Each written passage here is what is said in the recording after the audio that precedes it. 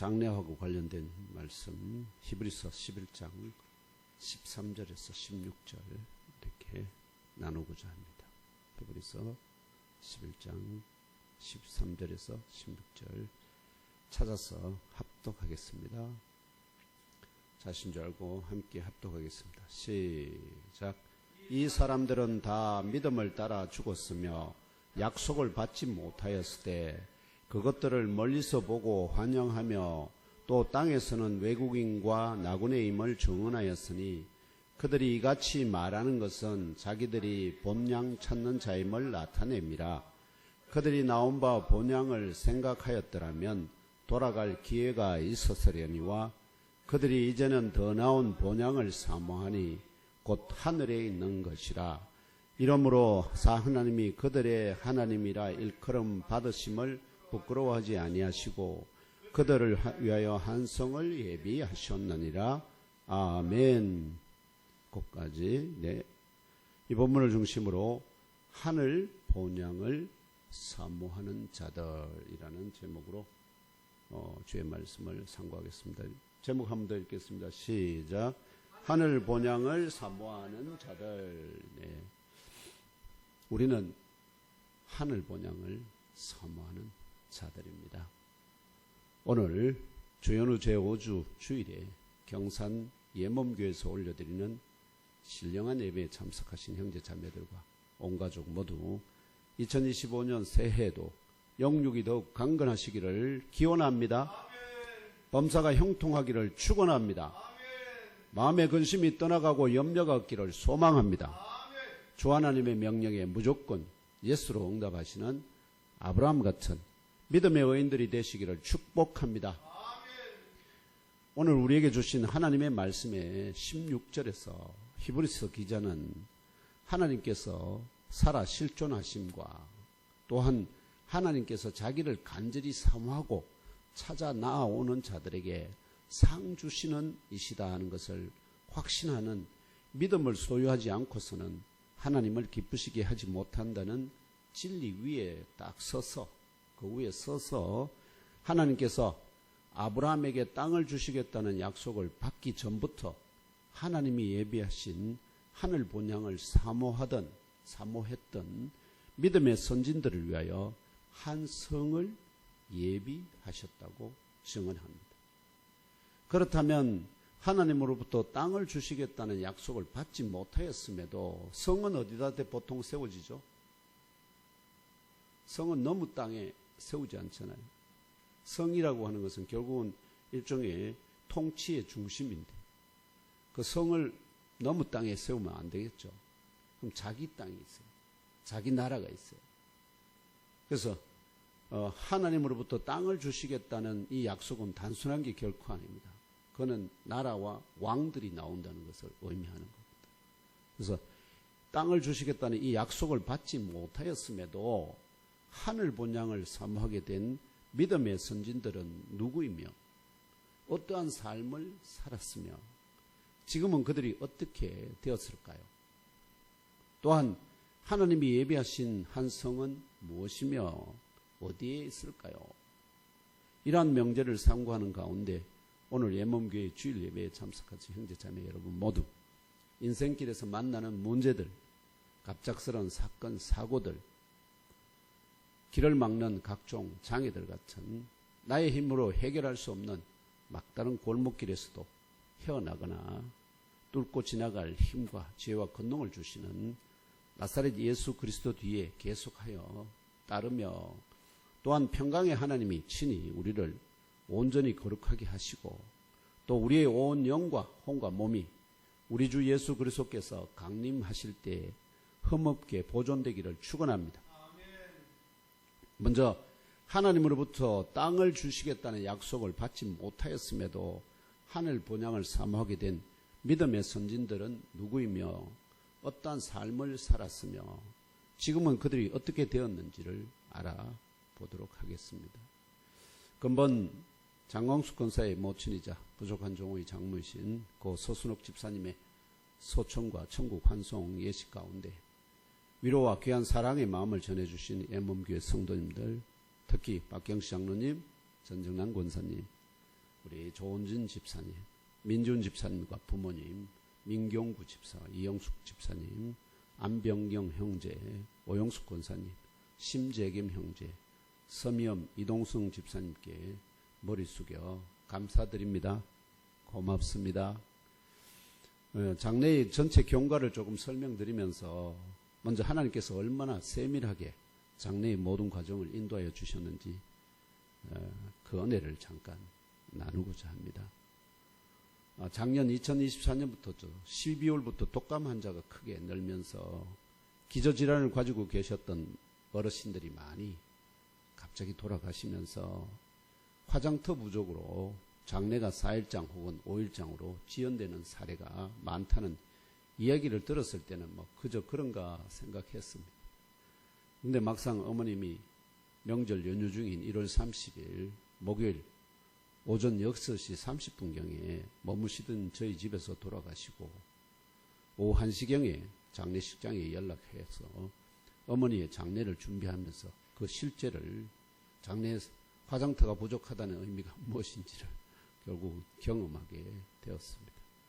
오전 6시 30분에 돌아가셨지만 오후 1시까지 이게 지체가 된 거는 우리 장광수 권사가 이게 어머님은 돌아가셨는지 안 돌아가셨는지 이게 그걸 못했습니다.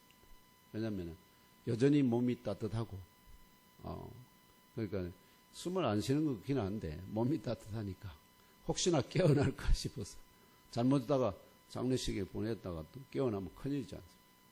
그래서 이제 조금 계속 기다리는 중이었는데 그러다가 이제 동서도 올라오고 해서 다 이렇게 호흡을 다 들어보고 이제 돌아가셨다 하는 것을 이제 확실히 한 다음에 이제 그렇게 하다 보니까 시간이 좀 상당히 지체가 됐습니다. 이 경산 시민은 주로 대구 명복공원 제 공허이죠. 제 이름은 명복공원 화장터를 이용하였는데 최근에 대구 시민 위주로 이용이 제한되었기 때문에 3일장 그러면 12월 30일이니까 30일, 31일, 2월 1일 이렇게 되거든요. 그래서 토요일 일과 시간 이게 2월 1일 토요일입니다. 일과 시간 중에 김해 낙원묘원에 유골을 안장하는 것으로 장례를 마치기 위해서 토요일 오전이나 오후라도 조금 일찍 해야 그죠? 화장 가능한 그런 화장터를 경북 전역에서 이제 찾기 시작하였습니다. 가장 가까이 또 예약 가능한 화장터 자체를 찾는 것이 쉽지 않았습니다. 그러다가 이제 30일 저녁까지 첫 번째 예약 가능한 화장터가 안동 화장터였어요. 그리고 오후 3시경이면 가능하였기 때문에 토요일 당일에 매장하고 장례를 끝마치는 것이 곤란하여서 부덕불 6호를 집에 우리가 한번 보관하였다가 4일차 되는 주일 오후나 아니면 5일차 되는 월요일에 가족들이 다시 모여서 장례를 마무리해야 되는 참 난감한 상황이었습니다.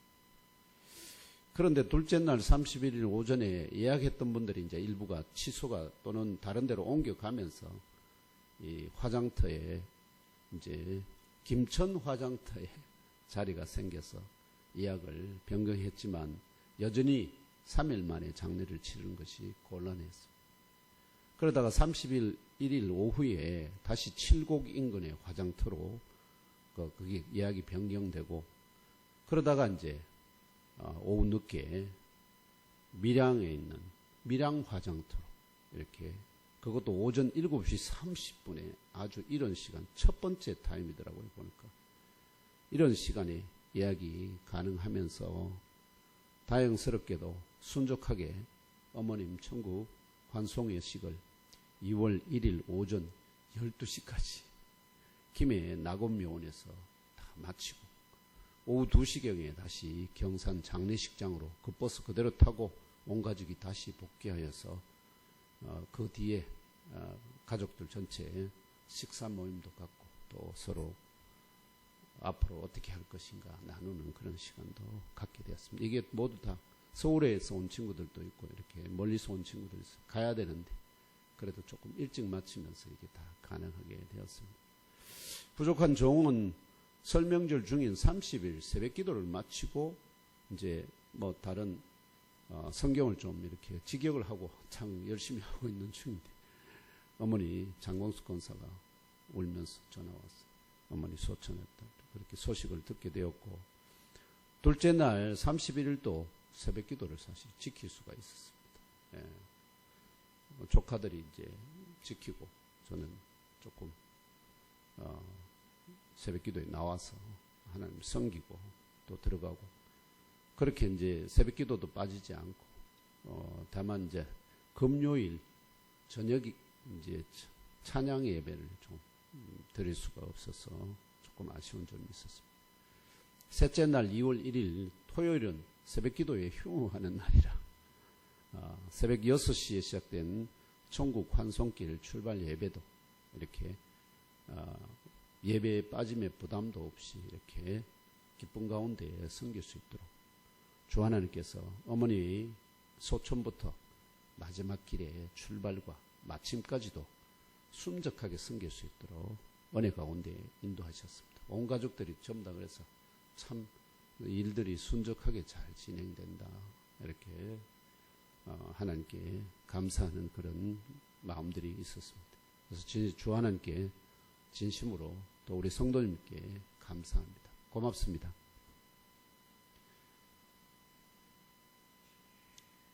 장갑수 교사님 뭐 틀린 거 없죠? 주지하시는 바와 같이 히브리서 11장 1절에서 3절은 믿음은 바라는 것들의 실상이요 보이지 않는 것들의 증거니 선진들이 이로써 증거를 얻었느니라. 믿음으로 모든 세계가 하나님의 말씀으로 지어준 줄을 우리가 아나니 보이는 것은 나타난 것으로 말미암아 된 것이 아니니라. 이 정언하심으로 또한 그 뒤에 4절부터 11절 12절까지 이어지는 말씀으로 첫 번째가 믿음이 무엇이냐? 믿음은 바라는 것들의 실상이요 보이지 않는 것들의 증거다. 이렇게 정의를 합니다. 그 다음에 그 내용이 무엇이냐? 그럼 뭘 믿느냐 우리는? 뭘 믿느냐? 하나님이 계신 것과 자기를 찾는 자들에게 믿고 나와서 찾는 자들에게 상을 주시는 분이다 하는 것을 그 믿는 그 믿음의 선지 이걸 믿었던 사람들 먼저 믿었던 사람들 이들을 믿음의 선진들이라 부르죠. 이 믿음의 선진들에 대하여 이분이 지금 히브리서 기자는 구약과 처음부터 어디부터 아담 이후 가인과 아벨부터 시작해서 아브라함까지 그 뒤에 모든 믿는 사람들을 다 거기에 포함시키고 있습니다. 그래서 이 구약과 신약을 관통하면서도 대조합니다. 구약의 성경 말하면은 이 믿음의 선진들이 결국은 가졌던 믿음의 본체, 그 다음에 근데 신약에서는 그 믿음의 초점이 결국은 누구에게로 옮겨오냐면은 나사렛 예수 그리스도로에게로 옮겨오거든. 이제 그 보여진 하나님, 보이지 않는 하나님, 요것을 비교하면서 그래서 이제 이 대조하듯이 생동감 있게 믿음에 대한 선진들에 대해서 증언을 합니다. 믿음은 무엇이냐 이렇게 말하면 대부분 다 우리가 11에서 11장 1절을 증언하자면 믿음은 바라는 것들의 실상이요 보이지 않는 것들의 증거다. 이 말을 좀 더 구체적으로 말하면 어떤 빗대어서 얘기를 한다면 예를 들면 제가 자주 쓰죠. 엑스레이 검사에서 엑스레이 검사하잖아요. 검사하는데 엑스레이 검사에서 빛을 아무리 비춰도 우리가 다이렉트로 볼 수는 없습니다. 근데 뭐가 보여져야 됩니까? 뒤에 영상이 보여져요. 근데 결국은 영상이 바로 믿음이라. 그래서 영상이 없어지면은 아무리 엑스레이를 비추어도 영상이 얻어지지 않으면 아무것도 보이지 않는 깜깜한 상태에 있기 때문에 지식이 아무리 사람에 대해서 잘 아는 의사가 하더라도 이 사람이 아프다고 자꾸 찾아왔는데 뭐가 문제인지 알 수도 없고 처방할 수도 없듯이 믿음이 없는 사람에게 하나님을 보여주고자 하여도, 하나님을 볼 수 있는 빛을 비춰준다 하더라도 거기에 뭐가 있어야 됩니까? 거기에 하나님이 보여지는 영상이 있어야 되는데 그 영상에 해당되는 믿음이 없으니까 그게 보여지지 않으니까. 또한 예수님과 성령 하나님의 존재와 그 역사를 간증하거나 보여주어도 그들이 엑스레이 영상 없는 의사같이 세상 온갖 지식으로 넘쳐도 깨달아 알 수도 영접할 수도 없게 되는 것을 깨달아 알고 심령에 잘 박힌 진리의 못으로 새기시기를 축원합니다. 그래서 믿음은 히브리서 기자의 증언대로 하면 이때는 엑스레이 없었으니까 그렇게 그거 하지는 않게, 믿음은 바라는 것들의 실상이요 보이지 않는 것들의 증거. 보이지 않는 것을 보이게 해주는 것이 뭐냐면은 엑스레이 필름입니다. 보이지 않는 거 보여주잖아요. 우리가 뼈가 아파서 상처를 갔는데 이게 안 보이잖아요. 근데 여기다 엑스레이를 비춰가지고 엑스레이만 비추면 다들 되는 줄 착각하는 게 아닙니다. 뒤에 영상이 나와요. 그 영상에 해당되는 것이 바로 믿음이다 하는 거. 그걸 이해하시면 좀 더 이해하기가 쉽지 않을까 이렇게 생각합니다. 그래서 이러한 믿음의 본질에 이어서 히브리서 기자가 믿음의 구체적인 내용과 유익에 대하여 증언하는 히브리서 11장 6절을 찾아 함께 읽으며 알아봅시다. 히브리서 11장 6절입니다. 함께 찾아서 읽어봅시다. 시작. 믿음이 없이는 하나님을 기쁘시게 하지 못하나니 하나님께 나아가는 자는 반드시 그가 계신 것과 또한 그가 자기를 찾는 자들에게 상 주시는 이심을 믿어야 할지니라. 아멘. 믿음이 없이는 하나님을 기쁘시게 하지 못합니다. 믿습니까? 그러므로 하나님께 나아가는 자는 반드시 그가 계신 것과 또한 그가 자기를 찾는 자들에게 상 주시는 이시다는 믿음의 구체적인 내용을 심령 깊이 새기시기를 축원합니다. 하나님이 주시는 상 중에 최고의 상이 뭘까요? 그게 영생의 선물입니다. 그게 상입니다. 이러한 구체적인 믿음의 내용을 가지고 주 하나님께 나아갔던 아브라함 이전의 믿음의 선진들은 아벨입니다. 첫 번째, 가장 우리가 기억하는 아벨. 믿음으로 가인보다 더 나은 제사를 하나님께 드림으로 의로운 자라 하시는 증거를 얻었습니다. 그럼 그 증거가 뭘까요? 가인이 아브라함보다 더 의롭다는 증거가 뭘까요? 네, 하나님께 두 사람이 똑같이 제물을 드렸는데 아벨은 제물은 하나님께서 받아주시고 가인의 예물은 받지 않았습니다. 그러니까 결국은 아벨은 하나님을 향한 믿음 가운데 하나님께서 예물을 드렸기 때문에 결국은 그러니까 꼭 제물이 어떤 종류가 아니라 하나님께 어떤 예물을 드리느냐. 근데 그 예물을 드리는 과정에서도 그게 있습니다. 말하면은 아벨은 어떻게 구별해서 드렸는가 있고 가인은 또 어떻게 해서 하나님께 드렸느냐. 그게 예물의 종류나 이런 것이 아니라 결국 그 드리는 마음, 그분을 믿지 않고 드리는 건 얼마든지 드릴 수 있습니다. 믿지 않고도. 뭐냐면 우상에게도 뭐 하면은 아이고 조상에게 제사 잘 지내면 하나님 조상이 돌봐서 후손들 잘 되게 했을 것이다. 그런 안 믿더라도 그걸 할 수는 있습니다.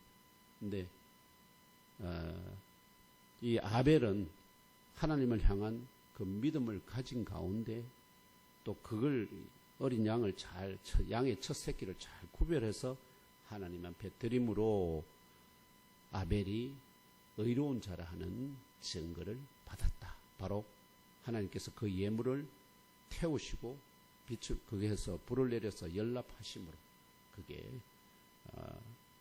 주어졌다.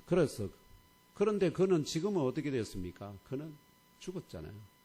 죽었는데도 이 히브리서전은 뭐라고 말하고 있느냐면은 그 믿음으로써 지금도 자신이 어렵다는 것을 외치고 있다는 겁니다. 들리십니까?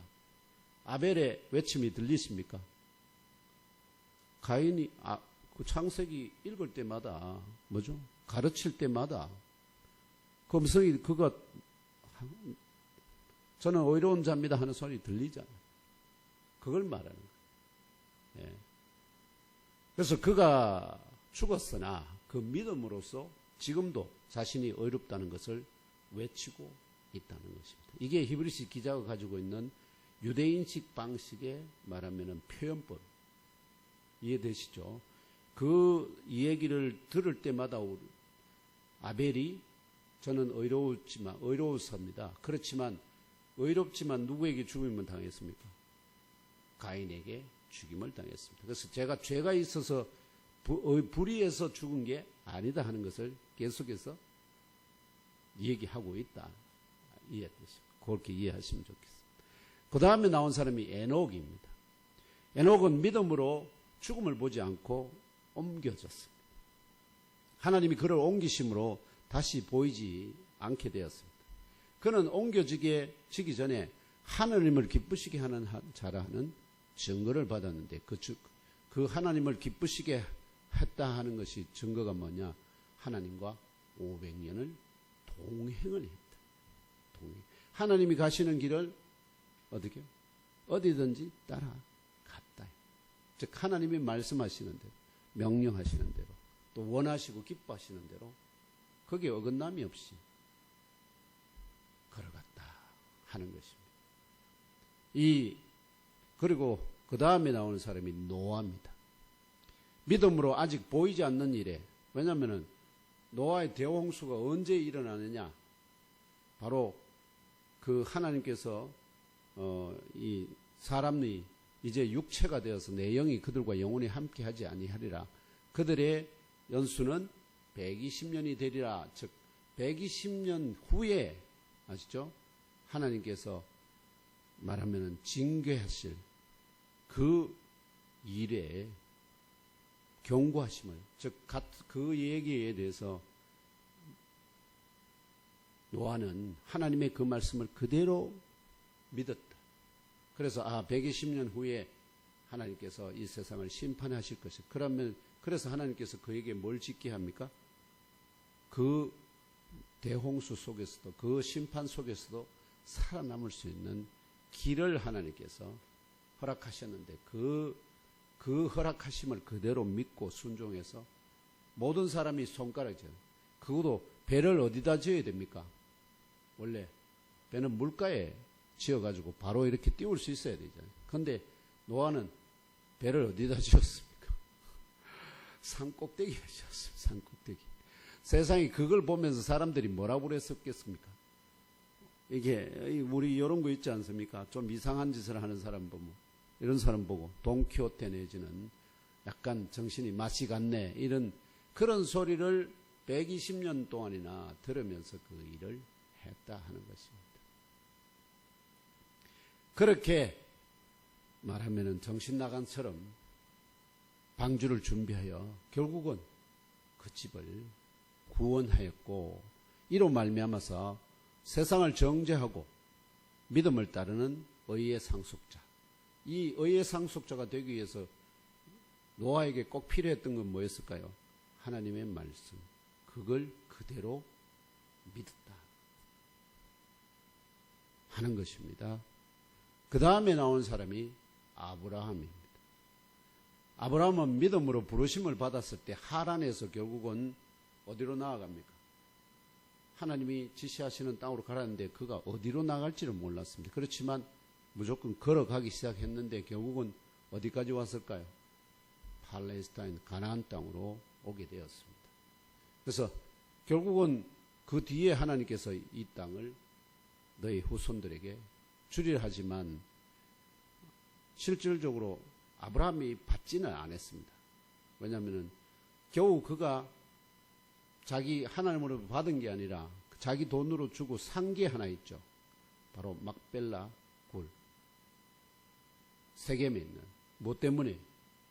죽은 사라를 말하면은 이제 그걸 산 이유는 결국은 그 산 것을 뭘로? 자기의 후손들의 말하면 무덤으로 삼고자 하는 거예요. 그건 그 땅은 우리는 그걸 주신 걸로 착하면 안 됩니다. 샀습니다. 자기 돈으로. 그래서 그러면서 믿음으로 아브라함이 이방의 땅에 있었지 않습니까? 이방인들의 땅을 가나안 땅을 있었던 같이 결국은 하나님이 주시겠다는 그 약속의 땅에 거류하게 머물게 되었고 동일한 약속을 유업으로 함께 받은 이삭과 및 야곱도 결국은 더불어 장막에 함께 거하게 되었습니다. 이는 아브라함이 하나님이 계획하시고 지으실 터가 있는 성을 바랐기 때문이다. 이렇게 히브리서 기자가 증언합니다. 다시 한번 하나님이 계획하시고 지으실 터가 있는 성을 바랐다 하는 겁니다. 결국은 성을 지으려 하니까 뭐가 필요하다고요? 터가 있어요. 터. 그것도 자기 땅이에요. 그 땅을 하나님이 주시겠다고 약속을 했고 네 후손들에게 언제 주시겠다고 약속을 했느냐 하면은 400년 후에 400년 후에 그래서 처음부터 받은 것은 약속입니다. 400년 후에 네 후손들에게 주겠다 하는 그 약속을 받았는데 아브라함은 거기에다가 뭘 지으려고 보니까 성을 살 그런 꿈을 꾸었다 이렇게 생각하시면 되겠습니다. 그 다음에 한 사람이 더 나옵니다. 누구 나오느냐? 사라가 나옵니다. 사라. 그래서 믿음으로 나이가 많아 단산하였으나 아시죠? 이미 경수가 끊어지고 나이가 89세, 90입니다. 그런데 잉태할 수 있는 무엇으로? 믿음으로 하나님의 약속을 믿음으로 잉태할 수 있는 힘을 얻었다 하는 겁니다. 그래서 이는 약속하신 일을 이가 말하면 믿을 만한 분이다 하는 것을 알았기 때문이다 하는 것입니다. 이놈으로 이제 죽은 자와 같은 한 사람 누굴까요? 아브라함도 물론 죽은 자 같은 자지만은 아브라함은 여전히 뭐가 있습니까? 씨가 살아있는 사람이었습니다. 근데 문제는 사라는 말하면 잉태할 힘이 없는 여인이 그러니까 이게 죽은 자와 같은 거잖아요. 죽은 자가 잉태할 수 있습니까? 없어요. 죽은 자 잉태 못하잖아요. 마찬가지로 그와 같이 완전히 잉태할 능력이 완전히 상실된 상태를 표현하는데 그런데 이 잉태할 능력을 완전히 상실한 죽은 자와 같은 이 사라를 통해서 하나님께서 허다한 하늘의 허다한 별과 또 해변의 무수한 모래같이 많은 후손을 낳게 하셨다 하는 것입니다. 오늘 말씀의 13절에 증언하는 바 이 사람들 있잖아요. 이 사람들은 다 이렇게 그 전을 이 사람들은 바로 아벨 제가 방금 말씀드렸던 아벨, 에녹, 노아, 아브라함, 사라와 같은 구약의 믿음의 조상들입니다. 이들은 그 약속을 받지 못한 중에도 그 약속 뭐에 대한 약속일까요? 땅에 대한 약속을 받지 못한 중에도 역으로 그들이 그것들을 멀리서 바라보았다는 거죠. 멀리서 바라본다는 거리적으로 멀는 것도 있고 아직 시간이 400년 후 뭐 이러니까 아시겠죠? 그러니까 시공간적인 때가 또는 그 말하면 그런 간격이 아주 먼 그런 중에 또한 환영하게 된 중에 또한 그들이 땅 위에서는 외국인이다 또한 나그네들이다 하는 것을 시인하는 중에 믿음을 따라 죽었다고 히브리서 기자가 증언합니다. 그들 다 죽었지 않습니까? 그런데 믿음의 소망 가운데 죽었는데 그들이 바랬던 것은 다 무엇이었느냐? 히브리서 기자는 바로 이 믿음의 조상들이 육신적으로는 죽었음에도 불구하고 그 믿음으로 지금도 여전히 그 자손들에게 말하고 있는데 아벨처럼 아시죠? 그 자손들에게 말하고 있다는 겁니다. 그리고 말하고 있는데 그들이 말하는 계시의 요지는, 그들이 말하는 모두 다 공통적으로 말하는 요지는 뭐냐? 그들이 혹은 우리들이 똑같은 그 믿음의 길을 걷고 있는 우리들은 본향을 간절히 찾는 자들이다. 본향을 찾는 자들이다. 본향을 찾는 자. 본향으로 번역된 헬라어의 의미는 아버지의 집이 있는 곳입니다. 그래서 파트리가 아버지인데 그 아버지의 집이 있는 곳, 그것을 갖다가 고향, 우리가 고향이라 하면은 내 집이 아니고 뭐죠? 누구의 집이 있는 거죠? 아버지 집. 물론 내가 사는 곳이 고향, 내 아버지 집에 내가 그대로 살면 내 고향이 되기도 하지만 보통 우리가 고향이라고 하는 것은 아버지 집을 의미합니다. 그래서 15절에서 그들이 나온 바 본향을 생각하였더라면 돌아갈 기회가 있었으리라고 번역되어 있는데 이게 상당히 말이 어렵게 되어 있습니다. 뭐냐면 그들이 나온 바 본향을 생각하였더라면 돌아갈 기회가 있었으리니와 이렇게 이야기하는데 이게 번역되어 있는데 이걸 풀어서 설명드리면 이런 뜻입니다. 만일 그들이 실제로 어떤 곳으로부터 떠나왔는지, 어디로부터 내가 떠나왔는지 그것 곧 땅 위의 본향이나 고향을 기억하고 있다면, 아시죠? 본향을 고향을 기억하고 있다면 그들이 그곳으로 되돌아가기 위한 때를 잡을 수가 있잖아요. 아, 이번 명절에 가야지, 다음 추석 때 가야지, 이렇게 잡을 수가 있다, 이런 의미입니다. 이해되십니까? 그리고 이번 설 명절에도 타지에 흩어져 있던 일가 친지와 형제 자매들이 아버지 집, 고향으로 본향으로 되돌아온 것을 비교해 보면은 깨달아지잖아요. 왜냐하면 기억하고 내가 어디서 떠났는지를 다 기억하고 있으니까 명절 때 내가 아버지 집으로 돌아가는 그게 고향으로 본향으로 돌아가는 거죠. 그걸 어디서 나온지 모르면 어떻게 될까요? 돌아갈 곳이 있을까 없을까요? 없습니다. 어디서 나온지를 모르고. 근데 지금 바로 이스라엘 사람들의 고향이자 본향은 어딜까요? 팔레스타인 땅에 그들이 분배받은 땅이 있죠. 거기가 그들의 각자의 고향입니다. 각 지파별로 또 그 가족별로 땅을 다 분배받았거든요. 그것이 그들의 고향이자 본향입니다. 왜냐하면 그건 땅을 뭐 하라고 하나님은 그건 팔지 못하게 해놨기 때문에 바뀌질 않습니다. 그 본향은.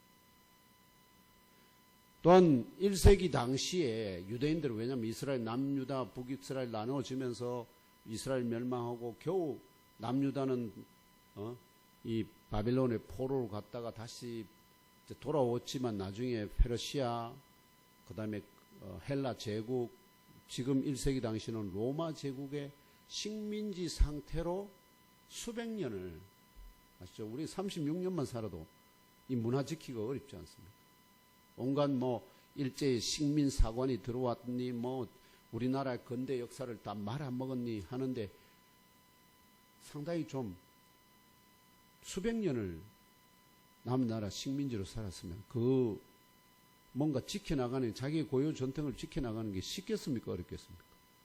굉장히 혼합이 돼버리고 혼합이 돼버리고 1세기 당대의 유대인들이 분배받은 유대 땅의 도성인 예루살렘 성을 뭐라고 할 수 있을까요? 그들이 본향입니다. 본향. 이 땅에서의 본향입니다. 그러나 히브리서 기자는 이제 이 본향이자 고향을 땅 위에 있는 것을 넘어서서 뭐에 대해서 얘기할까요? 하늘에 있는 것. 곧 영원한 본향을 이 믿음의 선진들이 사모하고 있다는 것을 증언합니다. 그 믿음의 선진들이 하늘에 있는 본향을 사모했다는 말의 의미가 얼마나 중요하냐면은 이 본향이 그 사모한 본향이 하늘에 있다는 것을 누가 증언해 줬을까요?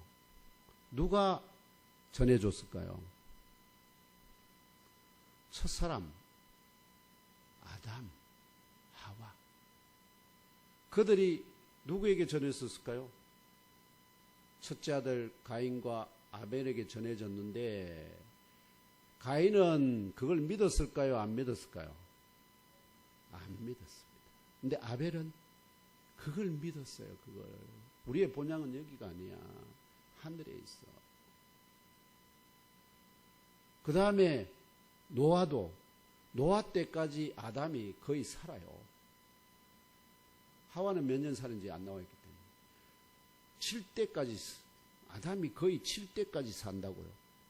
지금은 3대까지도 그 어른이 살아계시기가 쉽지 않잖아요.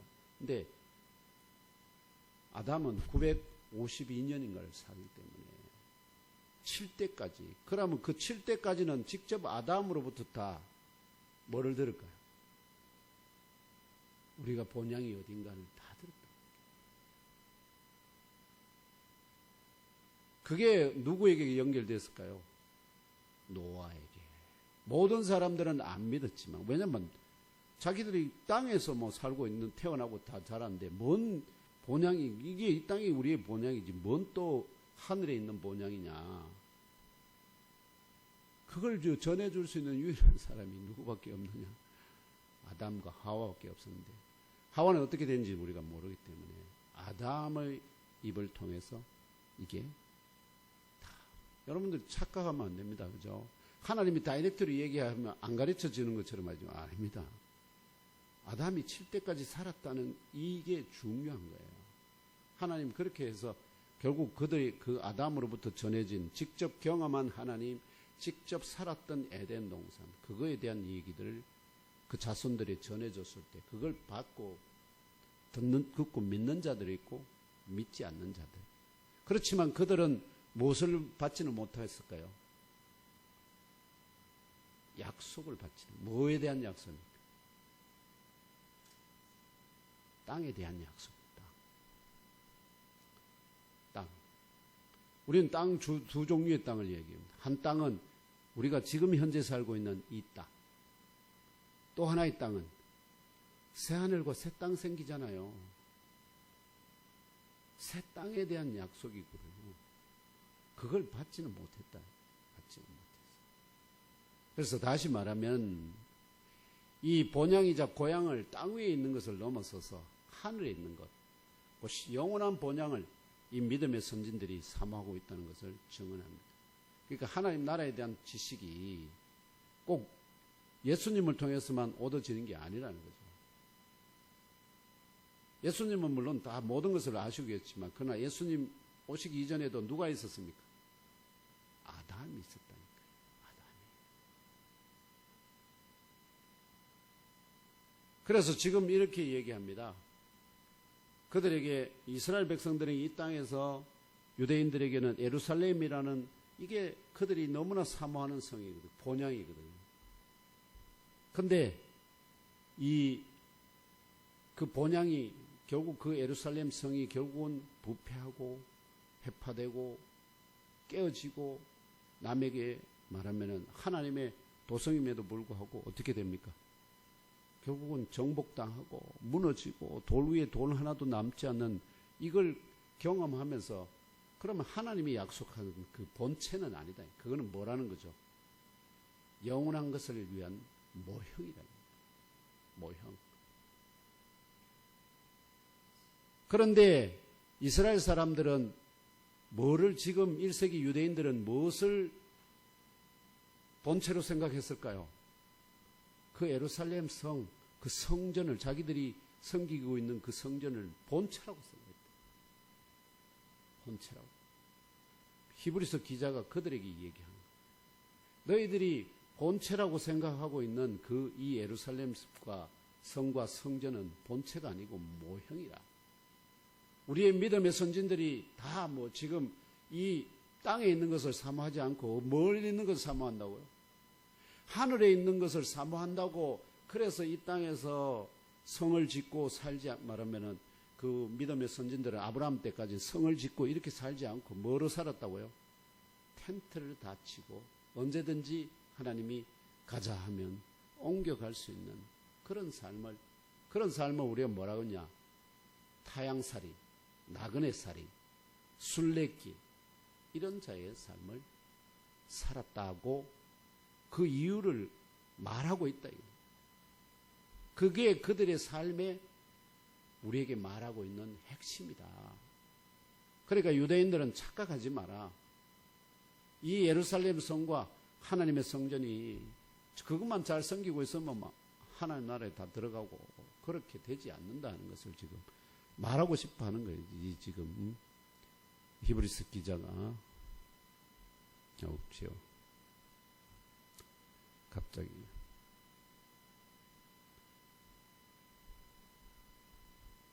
네. 그래서 이제 그 전까지는 아시죠? 약속을 받지 못했음에도 불구하고 그들은 그동안 마치 예루살렘 성을 사모하는 것처럼 지상에 있는 예루살렘 성을 사모하는 것처럼 보였지만 살았지만 그러나 지금은 그들이 다 어디로 가 있습니까? 떠나갔잖아요. 지금은 그들이 어느 것을 사모하고 있느냐? 하늘에 있는 본향을 사모하고 있다는 것을. 그래서 지금은 그들이 그게 더 좋은 것, 더 아름다운 것, 더 온전한 것이다. 이것은 하늘에 있는 것이다. 그들의 이 사모함 때문에 하나님이 그들 자신의 우리의 하나님이다. 여호와는 우리의 하나님이다. 누가 그렇게 주장하죠? 이스라엘 사람들. 그들을 자기들은 택한 자들이에요. 하나님이 우리를 택해. 그래서 이 하나님은 우리 하나님이야. 말하는 것을 하나님이 그렇게 말하는 그들을 부끄러워하지 않는다. 그래 맞다. 나는 너희들의 하나님이다. 이걸 지금 하나님이 그렇게 인정해 주신다. 그 인정의 징표가 뭐냐? 여기도 징표가 있어야 되죠. 그러면 하나님이 그걸 부끄러워하지 않고 그래 나는 너희 하나님이라 맞아 하시면서 그들에게 그들이 그대로 그걸 하나님이 인정한다 하는 징표가 뭐냐? 그 약속의 증거가 뭐냐? 바로 한 성을 예비하신다. 그들에게 줄 한 성을 예비했다. 그 성이 바로 무엇일까요?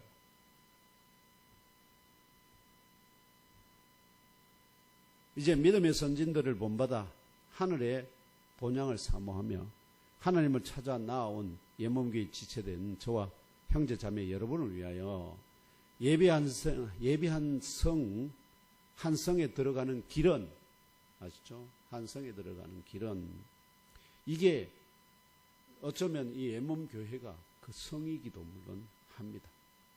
그 성에 들어가는 길은 믿음의 주요 우리가 그래서 모두 다 뭘 받았다고요? 그리스도 예수와 함께 세례를 받은 자들이죠. 세례는 뭡니까? 먼저 세상에 죄와 사망에 종되었던 우리는 어떻게 됩니까? 물에 빠져서 죽어야 하거든. 그리고 그리스도와 함께 다시 살아 부활해야 이게 그분과 세례를 받는 것인데 죽는 물에 들어가는 것까지만 세례를 받고 그리스도와 함께 부활하지 못한 사람이 너무 많습니다. 이해되십니까? 그리스도와 함께 부활해야 되는데 난 물속에서 세례 받았습니다 하는 곳까지만 세례로 하는 사람이 너무 많다. 그게 바로 구약에서 말하는 일종의 세례. 근데 진정한 세례는 어떻게요? 물속에 들어가서 죄와 사망에 종되었던 나는 죽고 오히려 생명의 하나님의 거룩한 새로운 백성으로 다시 살아 부활했다. 요까지 가야 이게 참 세례다. 그래서 예비하신 한 성에 들어가는 것은 믿음으로든 실제로든 반드시 뭐가 필요합니까? 죽어야만 한다는 거예요. 죽어야만. 그래서 믿음이 근데 우리가 그 안에 하나님이 믿음이 없이는 이걸 들어갈 수가 없잖아요. 그래서 믿음의 주요 우리의 부족한 믿음을 온전케 하시는 이 믿음장. 예수님에 대해서 히브리서 기자가 뭐라 믿음의 주요 온전케 하시는 이 온전케 한다는 것. 우리가 믿음이 부족하거든요. 그 부족한 믿음을 누가 채워준다고요?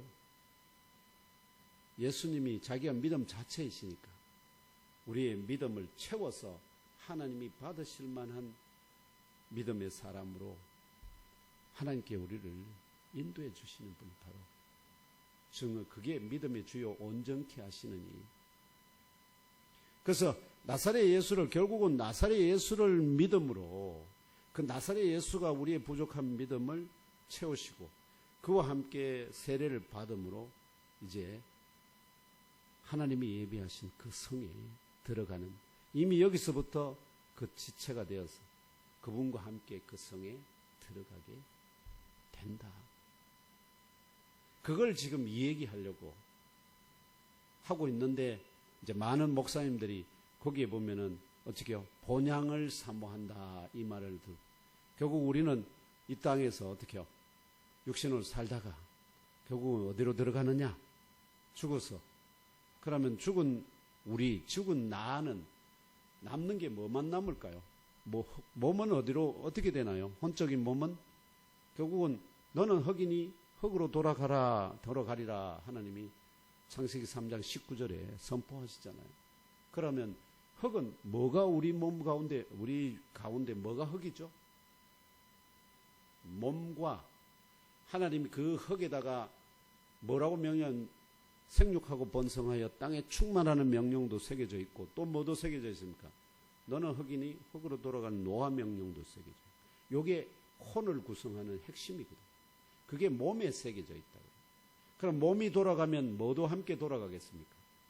그 혼도 함께 흑으로 돌아가거든. 그럼 혼적인 육체는 돌아가고 흑으로 뭐만 남겠습니까?